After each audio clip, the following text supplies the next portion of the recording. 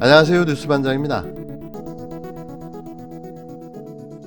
어떤 때는 큰 이익도 아니고 요번에 보면은 정말 교묘하고도 정말 제가 표현하면은 찌질한 방식으로 이 보상액을 노리는 거 아닙니까? 예, 예. 이런 것까지 만연한다라고 하는 거는 지금 그만큼 이른바 도덕적인 해이가 상당히 심하다. 그리고 이거를 바로잡지 않으면 앞으로 갈 수가 없다. 부정부패, 비위, 예, 예. 부실, 비리 이런 것들을 바로잡는 국회에서의 제도 개혁과 그리고 각 공기업과 모든 사람 부동산 거래가 있거나 모든 주식 거래가 있거나 이런 때 다 신고하게끔 하는 신고해라. 이런 것들 절대로 필요합니다. 그게 실제 제도화가 가능하겠는가? 사유재산인데 결국 현실적으로 는 어렵지 않겠는가? 뭐 공직사회 반발도 상당할 거다 얘기가 나오는데 어떻게 생각하세요?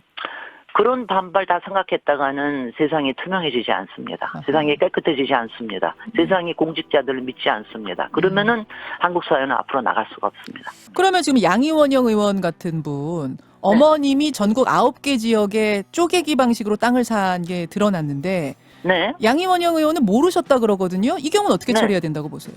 그거 얘기하시기 전에 오세훈 서울시장 후보나 얘기하시죠. 오세훈 서울시장 본인이- 후보 본인이 서울시장에 있으면서 본인의 예. 처가가 갖고 있는 땅에 대해서 그 보금자리 주택지구로 지정을 하고 그걸 36억을 보상을 받은 이런 거를 지금 문제 삼을 얘기 자, 왜 지금 바깥에 예. 있는 얘기를 하십니까? 여권 얘기를 그 얘기를 하셨으니까 해야 그걸 이제 먼저 묻고 그 이야기도 네. 물으려고 했습니다. 두 사람을 네. 다 얘기해 주시죠, 그럼. 지난 11일 CBS 라디오 김현정의 뉴스쇼에 출연한 김진애 열린민주당 서울시장 후보와의 인터뷰 도중 김현정 진행자가 LH 불법 투기 사태를 언급하며 느닷없이 화제를 양이원영 더불어민주당 의원 모친의 부동산 투기는 어떻게 생각하느냐고 묻는 내용입니다. 이에 김 후보가 그거 이야기하기 전에 오세훈 서울시장 후보의 땅 투기 이야기를 먼저 하자며 돌려까기 하는 내용인데요. 지난 2월 15일 당시 우상호 더불어민주당 서울시장 예비 후보와의 인터뷰에서도 김 진행자는 집요하게 사과를 요구해 물의를 일으킨 바 있습니다. 그런데 또 같은 일을 반복한 거죠. 김현정 진행자는 특정 정당의 대변인인가요? 적어도 공공의 자산인 공중파 방송을 진행하는 당사자로서의 중립적 가치는 좀 지켜줘야 하는 거 아닙니까? 더욱더 노골화되고 있는 김 진행자의 이런 모습은 점점 뉴스쇼의 가치를 퇴색시키고 있는데요. 본인이 하고 싶은 이야기와 국민들이 듣고 싶은 이야기는 구분할 줄 아는 진행자가 되시길 부탁드립니다. 이도저도 싫으면 이수정 교수처럼 정치나 하시던지요. 후보 단일화가 되면 한 마음으로 또 꼭 선거 승리를 위해서 함께 노력을 하면 좋겠다는. 제가 반드시 후보가 돼서 그 성원에 보답해야 되겠다는 결심이 더욱 굳어집니다. 자신들이 손흥민과 케인이랍니다. 한마디로 환상의 듀오, 콤비라는 거죠. 그러면서 서울시도 공동으로 운영하겠답니다. 서울시가 무슨 나눠먹는 피자 조각도 아니고 서울 시민들은 이들의 이런 생각에 어떠한 동의도 한바도 없는데요. 지들끼리 그렇게 하겠답니다. 찍어줄 사람은 그럴 생각이 없는데 지들끼리 북치고 장구치고 난리 부르스를 쳐대고 있습니다. 제가 보기에 이들은 손흥민과 케인이 아니라 영구와 땡치리로 보여지는데요. 좋은 건 다 가져다 쓰려는 못된 습관이 전 국민의 축구 스타를 이렇게 망가뜨리고 있습니다. 4.7 서울시장 보궐선거를 앞두고 야권 후보 단일화를 추진하는 오세훈 국힘당 후보와 안철수 국민의당 후보가 11일 서울시 공동운영에 직접 합의했습니다. 늦어도 오는 14일까지 두 사람이 서울시정 비전을 발표하는 합동 발표회를 열기로 했는데요. 그러니까 누가 잘하나 재롱잔치를 발표하겠다는 거죠. 오 후보는 이날 한 라디오에 출연해 어제 안 대표와 저녁에 만나 원칙을 확인하고 몇 가지 입장에 접근했다며 지난번 설정한 시한까지 단일화하기로 하고 그 전에 비전 발표회를 함께 갖기로 했다고 밝혔는데요. 오 후보와 안 후보의 단독 회동은 지난 8일 맥주 회동 이후 두 번째입니다.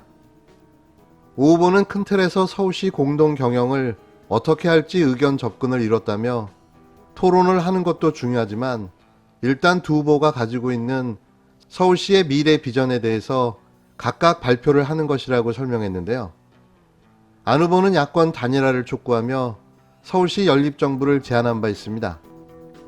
오 후보 역시 후보 간의 서울시 공동 운영이나 연립정부에 대한 합의를 이뤄야 지지층을 모을 수 있다고 주장했는데요. 대체 이 둘은 무슨 생각으로 서울시를 공동 운영하자고 합의한 걸까요? 운영은 또 어떻게 한다는 거며 뭘 나눠서 맡겠다는 건가요? 강북과 강남으로 나눠지나요? 아니면 여성과 남성으로 나눠요? 그것도 아니면 연령으로 나눠서 운영하는 건가요? 우선 되고 보자고 막 던지는 정책도 황당하지만 대체 서울시를 공동 운영하자는 생각에 서울 시민들의 생각은 물어본 적이나 있습니까? 될 턱도 될 리도 만무하지만 이들의 이 기상천외한 발상은 정치를 코미디로 만들어버리며 희화화되고 말았는데요. 제발 정치는 그만하시고 철수와 훈이라는 유튜브 채널을 만들어 둘이 만담이나 했으면 좋겠습니다. 그러면 더 많은 부와 유명세를 얻게 될 텐데요. 그냥 가만히들 계셔줬으면 하는 바람뿐입니다. 박영선의 서울과 김진애의 서울을 뜨겁게 융합시켜 보도록 하겠습니다. 변화에 대한 새로운 희망, 이것을 일깨우도록 노력하겠습니다. 당시에 검찰이 그 수사를 할 때 그 이영복 회장 컴퓨터 하드의 특혜 명단을 확보했었다라는 주장도 나왔는데요. 이에 대해서 검찰은 그 당시 자료를 확보하지 않았다라는 입장을 보이고 있습니다. 그 피시안에 명단이 있었는데 명단이 없어 수사 못한다고 하고 그리고 나서 어떻게 했냐면 공소시효 3일 전에 다 털어졌거든요. 검찰이 11일 MBC의 LCT와 관련된 추가 단독 보도, 양파 껍질 벗기듯 하나씩 드러날 때마다 정말 깜짝 놀라게 되는데요. 검찰의 추악한 민낯이 이토록 집요하게 제 식구 감싸기로 진행되었다는 자체가 탄식이 나올 정도입니다. 특혜 분양 리스트는 이영복 회장 측의 컴퓨터 하드에 담겨 있었고 이제서야 그 존재가 드러난 것으로 알려졌는데요. 그런데 바로 그 하드디스크를 검찰이 5년 전 LCT 비자금 수사 과정에서 이미 확보했다는 내부 주장이 나온 겁니다. 지난 2016년 LCT 이영복 회장의 정관계 로비 수사 당시 검찰은 대대적인 압수수색을 벌였는데요. 이때 압수해간 컴퓨터 하드디스크에 특혜 분양 문건이 담겨 있었다는 게 MBC의 단독 보도 내용이었습니다. MBC가 만난 제보자는 이 리스트가 이영복 회장의 가장 큰 약점이라서 분명 문제가 커질 줄 알았는데 이상하게 조용에 의아했다고 주장했는데요. 대체 당시 검찰 수사가 어땠길래 이런 말이 나오는 걸까요? 부산지검은 이 회장이 도피극을 마치고 검거된 직후 이 회장에게 특별 분양 혐의를 추가해 재판에 넘겼는데요. 이 회장은 대법원에서 최종 유죄를 선고받았습니다. 하지만 정작 이 회장으로부터 특별 분양을 받은 사람은 단 한 명도 처벌할 수 없다는 게 검찰의 결론이었는데요. 그 이유가 황당했습니다. 당사자들이 특혜인 줄 몰랐기 때문에 처벌 근거가 없다는 건데요.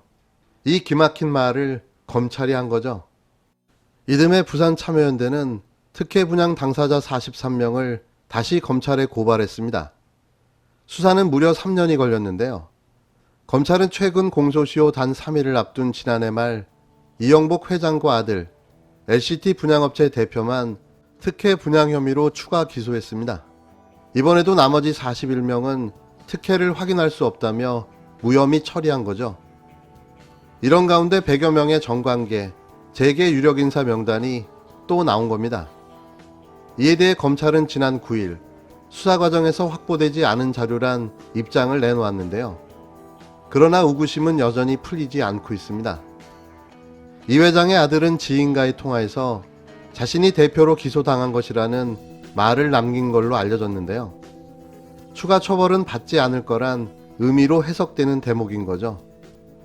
3년여에 걸친 불법 특혜 분양 수사 끝에 기소된 이영복 회장의 아들과 분양업체 대표는 지난달 각각 벌금 1,000만 원의 선고를 받았습니다.